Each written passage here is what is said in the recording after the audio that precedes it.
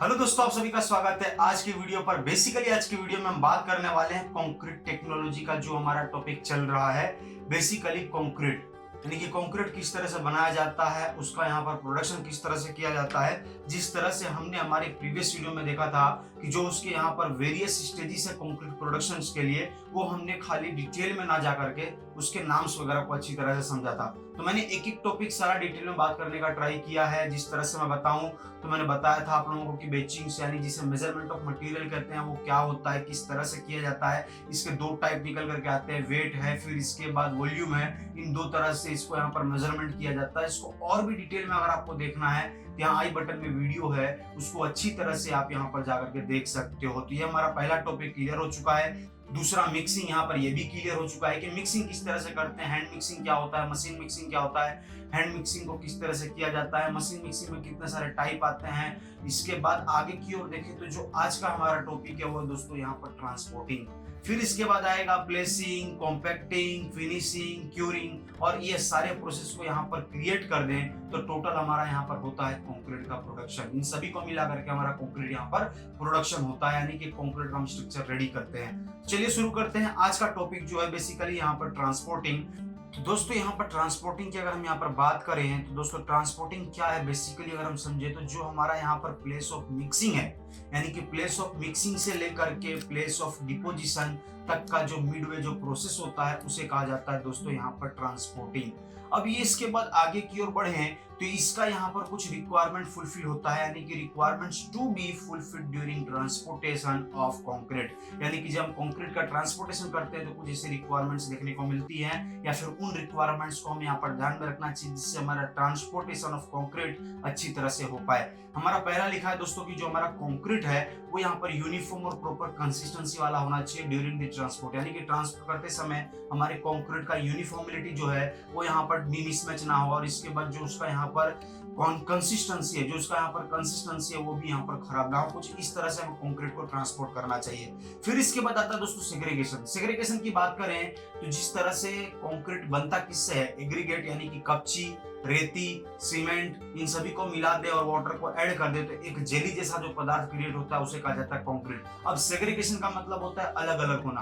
अगर हमारा एग्रीगेट अलग हो जाए, सैंड अलग हो जाए, पानी उसके अंदर से निकल जाए तो सूखा मटेरियल बन जाएगा, या फिर ज्यादा पानी की क्वांटिटी हो जाए तो कपची अलग से निकल रहा है, पानी और सैंड की क्वांटिटी अलग हो जा रही है। तो ये जो सेग्रीगेशन प्रोसेस है वो हमारा कंक्रीट में नहीं होना चाहिए ड्यूरिंग द ट्रांसपोर्ट। वो इसलिए पॉसिबल है दोस्तों कि अगर हमारा कंक्रीट अच्छी तरह से ट्रांजिट मिक्सर में नहीं जाता है, या फिर हम जब ट्रांसपोर्ट करते हैं ले जाते समय उसमें खाली कंक्रीट में एग्रीगेट का प्रमाण ज्यादा हो जाता है, तो ऐसा कहा जाता है कि कंक्रीट यहाँ पर सेग्रीगेशन ज्यादा कर रहा है, उसका जो पार्टिकल्स वो एक दूसरे के साथ यहाँ पर बॉन्डिंग क्रिएट नहीं कर रहा है। तो इसका हमें ध्यान रखना चाहिए।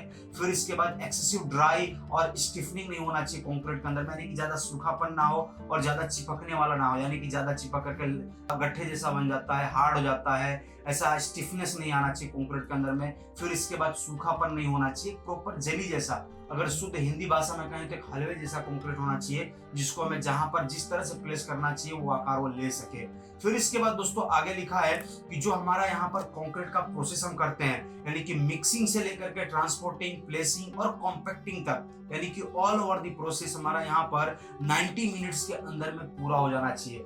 इन 90 मिनट्स, यानी कि 1.5 घंटे में हमारा कंक्रीट का पूरा प्रोसेस हो जाना चाहिए। नहीं तो 1.5 घंटे के बाद कंक्रीट का जो यहाँ पर कह सकते हैं एक्सपायरी एक तरह से, यानी कि खराब होने के चांसेस बढ़ने लगते हैं, यानी कि खराब होने के चांसेस शुरू हो जाते हैं, कंक्रीट खराब होने लगता है। अब आगे क्या कह रहा है दोस्तों कि जो भी हम ट्रांसपोर्टेशन यहाँ पर कर रहे हैं दोस्तों, जो उसका यहाँ पर कॉस्ट है वो यहाँ पर लो आना चाहिए, कम से कम आना चाहिए, ताकि वो हमारे इकोनॉमिकल में आ सके। अगर हमारा यहाँ पर ट्रांसपोर्टेशन ही ज्यादा बढ़ जाएगा तो जो कंक्रीट का यहाँ पर कॉस्टिंग है वो बढ़ेगा, और इसके कारण हमारा इकोनॉमिकल स्ट्रक्चर हम क्रिएट नहीं कर पाएंगे और हमारा ज्यादा कॉस्ट यहाँ पर जाएगा। अब आगे की ओर बढ़े दोस्तों तो आगे आता है इसका कुछ मेथड जिसके थ्रू इसको यहाँ पर ट्रांसपोर्टेशन किया जाता है, कौन सा मेथड बेटर है। और अगर आप एज अ साइड इंजीनियर हो, एज अ साइड इंजीनियर अगर आप हो और साइट पर कंक्रीट करवा रहे हो तो कौन से मेथड को अगर आप एडॉप्ट करते हो जिससे साइट पर कंक्रीट की प्राइस को यहाँ पर, ट्रांसपोर्टेशन की प्राइस को यहाँ पर कम किया जा सके कंक्रीट के लिए। तो हमारा यहाँ पर पहला आता है दोस्तों मोटार पेन। मोटार पेन की बात करें तो ये ज्यादातर कॉमन मेथड के तौर पर यूज किया जाता है इंडिया में। देख सकते हो लिखा है कि one of the common methods adopted in India. तो इंडिया का सबसे कॉमन मेथड है। बेसिकली इसमें क्या किया जाता है दोस्तों, क्वांटिटी ऑफ मिक्स यहाँ पर जहाँ पर स्मॉल हो और जहां पर प्लेसिंग का जो रिक्वायरमेंट है वो रिस्ट्रिक्टेड हो, यानी कि किया ना जा सके आसानी तौर पर, तब हम वहां पर मैन्युअली इस चीज को आयरन पेन के थ्रू, यानी कि iron pans are used for the transportation facilities, हम इस आयरन पेन्स की मदद से हम ट्रांसपोर्टेशन को इजीली बनाते हैं by the using of human power. और यहाँ पर देख सकते हो लिखा है यहाँ पर concrete is transported manually in pans, जो भी हमारा यहाँ पर पेन है उसके अंदर कंक्रीट को मैन्युअली हम ट्रांसपोर्ट करते हैं। बस बात इतनी है कि ये जो मेथड है, this method is slow and costly, जो ये मेथड है वो स्लो है और कॉस्टली होता है, क्योंकि एक तगारा के साथ एक ही आदमी लगेगा और सभी आदमी को हमें यहाँ पर लास्ट में वेजेस पे करने पड़ेंगे, यानी कि सैलरीज देनी पड़ेगी। तो इस तरह से कुछ कॉस्टली भी जाता है और स्लो है। अब आगे की ओर बढ़े दोस्तों, तो आगे आता है व्हील वेरोस एंड हैंड कार्ट्स। आपने इस तरह की कुछ गाड़ियों को देखा होगा अगर आपको याद हो तो, जो हाथ से धक्का मारते हैं, जिसके अंदर सामान वगैरह फिल किया जाता है और लेकर के जाया जाता है, तो इसको कंक्रीट वगैरह के लिए भी यूज करते हैं। दोस्तों ये मॉडरेट डिस्टेंस के लिए इसको यूज किया जाता है, देख सकते हैं यहाँ पर लिखा है, और इसकी कैपेसिटी बताई गई है 70 से 80 लीटर तक की कैपेसिटी रखता है। मतलब कि जो हम एक लेके जा रहे थे आयरन पेन में, उसके मुकाबले में इसके अंदर कम से कम 15-20 पेन जो भी हमारा यहाँ पर कंक्रीट है वो इसके अंदर आ पाएगा। तो इसकी कैपेसिटी आप यहाँ पर देख पा रहे हो 70 से 80 लीटर का होता है। फिर इसके बाद आगे देखें तो लिखा है this method is suitable for concrete roads and concrete construction. इसका यूज ज्यादातर कंक्रीट रोड्स बनाने के लिए, कंक्रीट बिल्डिंग्स बनाने के लिए यूज किया जाता है। और दोस्तों यहाँ पर लिखा है कि where concrete is to be deposited at a below mixer level then steel wheels barrows is better mode of transportation. जहां पर हमारा कंक्रीट लेवल बिलो हो, यहाँ पर लिखा है बिलो द मिक्सर, जो यहाँ पे भी हम मिक्सिंग कर रहे हैं उसे बिलो हो, या फिर जो भी हमारा कंक्रीट रोड वगैरह बनाते हैं तो कंक्रीट एक जगह रहता है, वहां से ले जाने के बाद दूसरी जगह हम कंक्रीट को डालते हैं तो बिलो रहता है थोड़ा, यानी कि मिक्सिंग लेवल से हमें दूसरी जगह लेकर के जाना है। तो क्वांटिटी ऑफ मटेरियल शिफ्ट करने के लिए हम इसका यूज करते हैं। अब इसके बाद आगे की ओर बढ़े तो आता है दोस्तों ट्रक मिक्सर्स, यानी कि डंपर्स वगैरह, जो भी डंपर्स लगे रहते हैं आपने देखा होगा, जिसके अंदर मटेरियल्स वगैरह मिक्स करते हैं और मिक्सिंग करना चालू करते हैं और कंक्रीट निकालता है, कुछ इस तरह का रहता है, देख सकते हैं इमेज की मदद से। दोस्तों अगर इसकी हम यहाँ पर बात करें तो ये इकोनॉमिकली देखा जाए तो 5 किलोमीटर तक की दायरे में इसका यूज किया जाता है, कि 5 किलोमीटर दायरे के अंदर में अगर हमें कहीं पे कंक्रीटिंग पहुंचानी हो, जहां पर कंक्रीटिंग मिक्सिंग करने का पॉसिबिलिटीज ना हो पाए और वहां पर हम कंक्रीट ले जा सकें, हम वहां पर इसका यूज कर सकते हैं, यानी कि ट्रक मिक्सर्स और डंपर्स का। Dumpers are usually 2 to 3 cubic metres capacities. Basically जो भी हमारा यहाँ पर डंपर्स है उनकी कैपेसिटी 2 से 3 एम क्यूब की बताई गई है। एम क्यूब क्यों कहा जाता है दोस्तों, अगर मैं ये आपको समझाऊं तो आप आसानी पूर्वक यहाँ पर समझ पाओगे कि जो भी हमारा यहाँ पर 1 मीटर लंबा और 1 मीटर यहाँ पर गहरा और 1 मीटर हमारा यहाँ पर अगर चौड़ा हो, कुछ इस तरह का बॉक्स यहाँ पर मैं आपको 3D में बना करके दिखाऊं, ये देख सकते हो कुछ इस तरह से रहेगा। ये इस तरह का बॉक्स हो गया। अब ये क्या हुआ, ये 1 मीटर यहाँ से क्या हो गया लंबा, और 1 मीटर यहाँ से क्या हो गया चौड़ा, और ये 1 मीटर यहाँ से क्या हो गया गहरा। तो इसके अंदर जो भी कंक्रीट फिल होगा, इसके अंदर जो भी कंक्रीट आने वाला है वो हमारा होगा 1 एम क्यूब, यानी कि ये मीटर में है, ये मीटर में है, ये मीटर में है, तीनों को अगर गुणा कर दे तो हो जाएगा क्यूब, इसीलिए कहा जाता है इसको एम क्यूब। ये हमारा 1 मीटर हमने सारा डायमेंशन लिया, इसलिए मैंने 1 एम क्यूब लिखा है। उसी को यहाँ पर कहा जाता है दोस्तों क्यूबिक मीटर। एक क्यूब का क्या होगा, पूरा मीटर निकाल दिया, मतलब क्यूब का पूरा हम यहाँ पर वॉल्यूम निकाल दिए, इसीलिए इसको कहा जाता है क्यूबिक मीटर। कैपेसिटी, इसकी कैपेसिटी कितनी बताइए दोस्तों, 2 से 3। अब इसके बाद आगे क्या कह रहा है दोस्तों, whereas the capacity of truck mixture में बी 4 क्यूबिक मीटर। जो भी हमारा ट्रक मिक्सचर उसका कितना है, 4 क्यूबिक मीटर है। ट्रक मिक्सचर यानी कि बेसिकली दोस्तों ये, और डंपर्स यानी कि बेसिकली हमारा ये। अब इसके बाद दोस्तों आगे क्या लिखा है कि जो भी हमारा यहाँ पर यूज कर रहे हैं मशीन, जैसे कि हमारा डंपर्स हो गया या फिर ट्रक मिक्सर्स हो गया, उसको पहले हमें यहाँ पर भिंगाना है, गीला करना है, क्योंकि जो भी यहाँ पर सूखापन रहेगा और मोटर्स के अंदर में या फिर कंक्रीट के अंदर में जो भी एक्सेसिव अमाउंट ऑफ वाटर होगा वो यहाँ पर वो सोख लेगा, जिसके कारण हमारे कंक्रीट की सेटिंग टाइम है वो जल्दी से घटने लगेगी और जल्दी जल्दी सेट होने लगेगा। इसीलिए यहाँ पर लिखा है दोस्तों कि before the loading with the concrete the inside of body should be just wetted with the water, यानी कि जो भी यहाँ पर वाटर है उससे के थ्रू हमारा अंदर का बॉडी भीना होना चाहिए, एकदम गीलापन उसके अंदर में, ताकि कंक्रीट हमारा यहाँ पर अच्छी तरह से एज इट इज कंसिस्टेंसी में हम यहाँ पर ट्रांसपोर्ट कर पाए। फिर इसके बाद आगे की ओर दोस्तों क्या लिखा है, आगे आ रहा है ट्रैम्पोलिन्स और other cover may be used to cover the wet concrete during transit to prevent evaporation and stiffening. तो दोस्तों जिस तरह से हमारा जो कंक्रीट है वो ट्रांसपोर्टेशन के दौरान सूखने ना लगे, उसके अंदर में जो हमने यहाँ पर पानी ऐड किया कंक्रीट के अंदर में वो इवापोरेशन ना हो जाए, उसके लिए हम क्या काम करते हैं, ट्रैम्पोलिन्स और अदर टाइप्स ऑफ कवर उसके ऊपर लगाते हैं जिसको तिरपाल कहा जाता है, ताकि कंक्रीट को जब हम यहाँ पर ट्रक में भेज रहे हैं कहीं, अभी जैसे इस तरह से देख पा रहे हो डंपर है ऊपर से खुला है, अब इसके अंदर कंक्रीट होगा तो ये ऊपर कवर कर देंगे ना, तो सूर्य प्रकाश से इसके अंदर में रहा हुआ वाटर वो इवापोरेट नहीं होगा। इसीलिए यहाँ पर इसका बताया गया है कि कंक्रीट के अंदर से वाटर इवापोरेट ना हो, ऐसे कुछ हमें कवर्स का इंतजाम करना चाहिए और इसको वेटेड करना चाहिए पहले लोडिंग करने से, ताकि हमारा जो कंक्रीट है वो यहाँ पर चिपके ना। तो दोस्तों आगे हमारा यहाँ पर आता है क्रेन बकेट्स एंड रोपवे। सबसे अच्छा और सबसे फास्ट प्रोसेस जो मैंने देखा है, यानी कि इंडिया के अलावा फिर अदर टाइप्स ऑफ कंट्रीज जो कंस्ट्रक्शन में सबसे फास्ट वर्क होता है, वर्टिकल्स जो भी हमें कंक्रीट यहाँ पर ट्रांसपोर्ट करने हैं और हमारा स्मॉल अमाउंट ऑफ कंक्रीट करना रहता है, तो हम क्रेन्स का इस्तेमाल करते हैं, टावर्स क्रेन्स का, इसको टावर क्रेन कहा जाता है, देख पा रहे होंगे कुछ इस तरह से रहता है। अब बेसिकली इसका क्या है, ट्रांसपोर्टेशन मोड है कहाँ पर, अबव द ग्राउंड लेवल जब हमें करना हो कंक्रीट को, मतलब कि ग्राउंड से हमें ऊपर की ओर लेकर के जाना है, यानी कि हाई राइज बिल्डिंग्स वगैरह, अब उसमें हमारे 1 floor 2 floor 3 floor 4 floor 5 floor 6 floor concrete ऊपर की ओर जाता है, कॉलम्स कास्ट करने पड़ते हैं, बीम है, टाई बीम है, फिर इसके बाद स्टार्टर्स हैं, तो उसके लिए हम एनी टाइम्स पंप का यूज नहीं कर सकते, क्योंकि अगर हमारा देखा जाए तो हाई राइज कंस्ट्रक्शन में पंप का भी यदि आएगा एग्जांपल, तो हम हाई राइज बिल्डिंग्स में दो ही का ज्यादातर एग्जांपल लेते हैं, तो पंप और दूसरा क्रेन। तो हमारा स्मॉल अमाउंट ऑफ कंक्रीट जैसे कि 10 सीएम 12 सीएम 15 सीएम यानी कि क्यूबिक मीटर, अगर हमें यहाँ पर कंक्रीट फिलअप करना हो तो हम इसका यूज करते हैं। इसीलिए यहाँ पर लिखा है कि जो ट्रांसपोर्टेड अबव ग्राउंड लेवल हमें कंक्रीट का करना है, concrete is to be transported above ground level, तो हम इसका क्रेन का इस्तेमाल करते हैं। Cranes are very useful for high rise construction, जिस तरह से मैं बता पा रहा हूँ आपको, बहुत ज्यादा यूजफुल है हाई राइज कंस्ट्रक्शन वगैरह के लिए।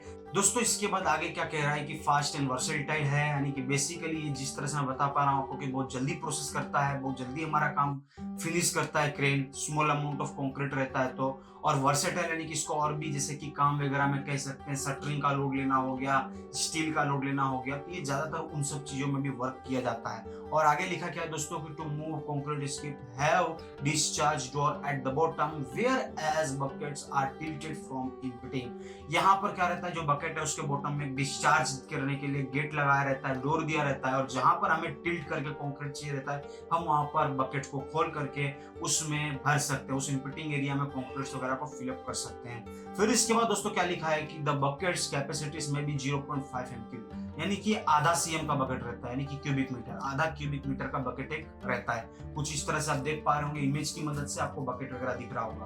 अब आगे की ओर बढ़े दोस्तों, तो आगे आता है हमारा यहाँ पर रोपवे। रोपवे की बात करें तो ज्यादातर concrete dams and concrete bridges वगैरह बनाने के लिए इसका यूज किया जाता है, और जो भी इसका कंक्रीट का मिक्सिंग है वो यहाँ पर बैंक यानी कि जो भी एक किनारा है वहीं पर मिक्सिंग वगैरह प्रोसेस डन कर दी जाती है। तो दोस्तों आगे क्या लिखा है कि the bucket is routed by a pulley और some other arrangement, it is filled up with concrete and then take away to the point of discharge. हमें जहां पर भी पॉइंट ऑफ डिस्चार्ज पर ले जाना है उसके लिए यहाँ पर हम पुली का इस्तेमाल करते हैं उस बकेट को यहाँ पर उठाने के लिए, और सम अरेंजमेंट्स किए जाते हैं ताकि यहाँ पर उसको उठाया जा सके। और इसके बाद it is filled up with the concrete, और उस बकेट के अंदर में हम कंक्रीट वगैरह फिल्ड करते हैं, और इसके बाद जहां पर भी हमें कंक्रीट को डिस्चार्ज करना है रोप की मदद से हम वहां पर उसको लेकर के जाते हैं। दोस्तों आगे क्या लिखा है कि on the banks of a river steel traverse are erected to support the ropes, और जो भी ये रोप्स है देख सकते हो यहाँ पर स्टील ट्रावर्स को खड़े किए जाते हैं ताकि सपोर्ट मिल पाए। इनके टेंसाइल जो भी लोड्स आ रहे हैं, जो वायर पे लोड लग रहा है वो इसको यहाँ पर ये ले सके, उसको अच्छी तरह से यहाँ पर उसको सपोर्ट दे सके।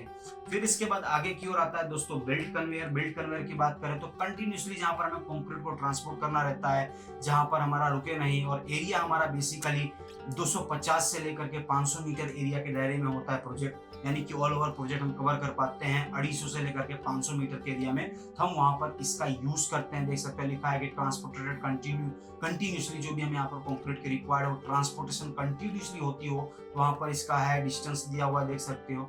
और दोस्तों क्या है दोस्तों आगे क्या लिखा है कि it is also suitable in cases where it is difficult for lorries and other types of transport to reach structure. जो हमारा स्ट्रक्चर है वहां पर हम रीच नहीं कर पा रहे, डिफिकल्टीज क्रिएट हो रही है, लॉरीज वगैरह ना ले जा पा रहे हो, तब हम वहां पर इसका यूज वगैरह करते हैं। फिर इसके बाद दोस्तों आगे क्या लिखा है कि the belts use as a conveyoring of rubber of weight 60 centimetre. 60 centimetre इसका यूज किया जाता है। जो रबर की चौड़ाई रहती है, चौड़ाई की बात करें, विड्थ की बात करें, और जो इसका स्पीड बताया गया है दोस्तों वो है यहाँ पर 1 मीटर पर सेकंड के हिसाब से वो बेल्ट यहाँ पर चलते रहता है। कन्वेयर बेल्ट यानी कि जाता है फिर आता है, जाता है फिर आता है। तो यहाँ से हम कंक्रीट को डालते हैं तो वो उसके ऊपर धीरे धीरे धीरे जाना चालू कर देता है। और यहाँ पर बताया गया है जो यहाँ पर कंक्रीट का स्लम्प होना चाहिए वो यहाँ पर 6 सेंटीमीटर होना चाहिए, यानी कि हमारा 60 mm। बहुत कम है ना, वो इसलिए कम है दोस्तों, मटेरियल सूखा रहेगा तभी यहाँ पर कन्वेयर पर अच्छी तरह से चढ़ेगा और वहां पर जाकर के फिल होगा।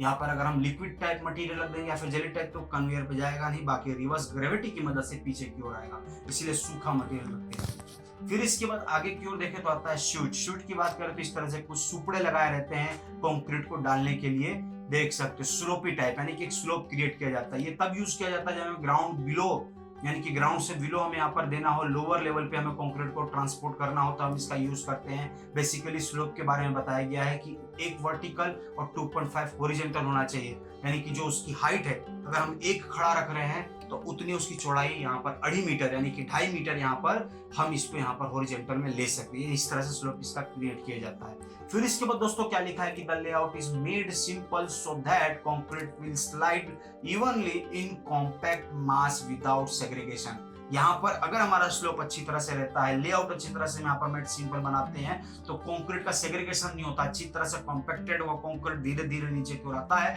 और यहाँ पर उस कंक्रीट को हम फिलअप करते हैं। ये इस तरह से कुछ इसका हमें यहाँ पर स्लोप रखना चाहिए। फिर इसके बाद आगे आता है दोस्तों ट्रांजिट मिक्सर। ट्रांजिट मिक्सर से हर एक बंदा वाकिफ होगा जिसने कंक्रीटिंग देखा होगा, कंक्रीटिंग कराया होगा। कुछ इस तरह की गाड़ियां रहती हैं, इसके ऊपर मतलब बेसिकली कहा जाए कि ट्रक रहता है, ट्रक के ऊपर यहाँ पर ट्रांजिट को फिट कर दिया जाता है। देख सकते हो दोस्तों यहाँ पर लिखा हुआ है कि transporting concrete over a long distance. Basically इसका यूज किया जाता है लॉन्ग डिस्टेंस कंक्रीट को ट्रांसपोर्ट करने के लिए। और जो आगे की बात लिखी है दोस्तों कि it is particularly used in transporting ready mix concrete, यानी कि आरएमसी जो कंक्रीट प्रोडक्शन देते हैं उसमें इनका यूज किया जाता है। ज्यादातर वो कंक्रीट को यहाँ पर एक दूसरे से एक जगह से दूसरी जगह यहाँ पर ट्रांसपोर्ट करने के लिए यूज में लिए जाते हैं। फिर इसके बाद दोस्तों यहाँ पर लिखा है कि ऑल ओवर इंडिया में अभी अगर बात करें यानी कि in India today there are about 100 RMC plants, number of central batching plants are operating. अभी ऑपरेटिंग्स की बात करें इसके थ्रू, यानी कि बहुत सारे ऐसी गाड़ियों की मदद से जो यहाँ पर प्लांट वगैरह ऑपरेट हो रहे हैं वो यहाँ पर 100 से ज्यादा होंगे। ओवरऑल यहाँ पर बात करूं यानी कि जो भी सेंट्रल्स ऑफ बेचिंग प्लांट्स हैं जिनके थ्रू हम कंक्रीट प्रोडक्शन करते हैं। फिर इसके बाद आगे क्या लिखा है दोस्तों कि the transit mixer is mounted on a truck. जिस तरह से मैंने कहा ट्रक के ऊपर ये माउंटेड किया जाता है, यानी कि फिट किया जाता है। इसकी कैपेसिटी की बात करें तो 4 से लेकर के 7 एम3 होता है। 7 एम3 इसके अंदर माल फिलअप किया जाता है। अभी तो और भी बड़े बड़े आते हैं जिसके अंदर 9 एम3 तक के माल आते हैं, यानी कि जो भी हमारा कंक्रीट है वो 9 एम3 तक का भी ट्रांसपोर्ट किया जाता है। अब आगे की ओर बढ़े दोस्तों तो आगे लिखा है कि जो इसकी यहाँ पर रिवोल्यूशन है, रिवोल्यूशन यानी कि घूमने की शक्ति, वो यहाँ पर 1 मिनट में 2 से 6 बार ये रिवोल्यूशन करता है। फिर इसके बाद इसके अंदर जो भी कंक्रीट रहेगा वो यहाँ पर मैक्सिमम इसका यूज हमें 1 घंटे से लेकर के 1.5 घंटे तक कर देना चाहिए, यानी कि 1 आवर टू 1 आवर 30 मिनट्स। जिस तरह से हमारा पहला ही हमने रिक्वायरमेंट्स में पढ़ा था 90 मिनट्स के अंदर में कोई भी कंडीशन के अंदर में कंक्रीट को उसकी एज इट इज जगह पर फिलअप करना चाहिए, नहीं तो उसका जो स्ट्रेंथ है वो घटेगा और कंक्रीट खराब होना चालू हो जाएगा। फिर इसके बाद आगे की ओर आता है दोस्तों यहाँ पर pump and pipelines. Pump and pipelines की बात करें तो one of the successful method of transporting concrete, सबसे सक्सेसफुल मेथड माना जाता है क्योंकि सबसे लार्ज प्रमाण में अगर हमें कंक्रीट करना हो, राफ्ट भरना हो, फुटिंग भरना हो, स्लैब भरना हो तो हम इसका यूज करते हैं। देख सकते हो और भी लिखा है दोस्तों की construction of multi storage buildings, bridges and tunnels. इसका ज्यादातर यूज जो मल्टी स्टोरेज बिल्डिंग्स के लिए हो गया, टनल्स के लिए हो गया, ब्रिजेस के लिए हो गया, वहां पर इसका यूज किया जाता है। दोस्तों आगे क्या लिखा है कि the equipments consist of heavy duty single acting horizontal pistons pumps of design. Basically जो भी इसके यहाँ पर पाइपलाइंस और पंप्स उनका हेवी ड्यूटी के लिए यहाँ पर डिजाइन किया जाता है, क्योंकि जो कंक्रीट है उसका यहाँ पर स्ट्रेंथ एक भारी लार्ज प्रमाण में यहाँ पर पिस्टन होना चाहिए ताकि वो वैक्यूम क्रिएट करे और धक्का मार सके। पानी तो भेजना नहीं है, कंक्रीट भेजना है। कंक्रीट यानी कि उसमें एग्रीगेट, कपची, सीमेंट सब कुछ है, तो उसको पिस्टन एक हैवी एक हैवी ड्यूटी के लिए यहाँ पर क्रिएट करना होता है। दोस्तों आगे क्या लिखा है कि the concrete is fed by the hopper in the pump cylinders largely by gravity, यानी कि जो इसका यहाँ पर पंप का हॉपर है उसके अंदर कंक्रीट मिक्स होते रहता है, उसके अंदर ब्लेड्स रहते हैं, उसके अंदर ब्लेड्स प्रोवाइड रहते हैं ताकि कंक्रीट का यहाँ पर कंसिस्टेंसी अंदर की ओर जमने ना लगे, सूखने ना लगे, स्टिफनेस ना होने लगे, इसीलिए। फिर इसके बाद आगे क्या लिखा है दोस्तों आगे क्या लिखा है कि but is assisted by vacuum created on the suction stroke of piston and forced into the pipeline on the pressure strokes। Basically जो भी इसके अंदर पाइपलाइंस है उसके अंदर माल को भेजने के लिए यानी कि धक्का मारने के लिए हम यहाँ पर वैक्यूम्स क्रिएट करते हैं, उसकी मदद से माल को आगे की ओर स्ट्रोक मार के भेजते हैं और इस तरह से कंक्रीट पाइप के अंदर स्ट्रोक्स की मदद से माल वगैरह आगे पास होता है। तो ये सबसे कहे ना तो ज्यादातर यूज होने वाला मल्टी स्टोरेड बिल्डिंग्स के अंदर में ये काम आने वाला इक्विपमेंट्स यानी कि प्रोसेस है कंक्रीट ट्रांसपोर्ट्स के लिए। तो ये कुछ यहाँ पर टॉपिक्स वगैरह थे। आई थिंक आज की वीडियो में आपको अच्छी तरह से समझ में आए होंगे। और भी इसके रिलेटेड में कोई भी डाउट्स वगैरह हो या फिर और भी ऐसे कोई भी पॉइंट्स जो ट्रांसपोर्टेड के लिए यानी कि ट्रांसपोर्टिंग के लिए यूज हो सकते हैं, आप डेफिनेटली मुझे बताइएगा, मैं उसको भी ऐड करूंगा या फिर बताने का ट्राई करूंगा। आई होप आज की वीडियो आपको अच्छी लगी हो। और भी डिटेल्स में जानने के लिए आप मुझे कमेंट्स वगैरह और टॉपिक्स के लिए डाउट्स वगैरह कमेंट्स कर सकते हैं। मिलते हैं अपने नेक्स्ट वीडियो में। आज के लिए इतना ही। Bye bye, take care and good bye.